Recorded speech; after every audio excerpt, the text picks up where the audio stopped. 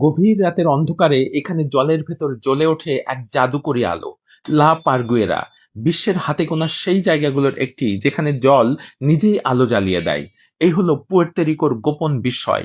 কোটি কোটি অণুজীব ঘুমিয়ে থাকে জলের গভীরে। আপনি শুধু স্পর্শ করুন আর তারা জেগে উঠবে। তখন জলের প্রতিটি কণা এখানে নীল আলোয় ঝলমল করে ওঠে। আর এই উপসাগরটি বিশেষ, কারণ এখানেই আছে পানিতে নামার অনুমতি। সাঁতার কাটার জন্য প্রস্তুত হন।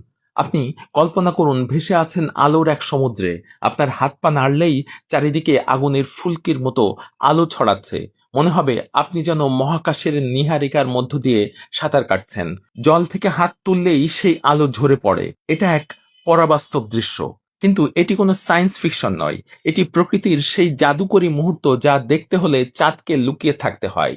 লা পারগুয়েরা, যেখানে রাতের অন্ধকারেও আলোর উৎসব তৈরি হয়। এই অলৌকিক দৃশ্য অন্য নদী বা সাগরেও হতে পারে।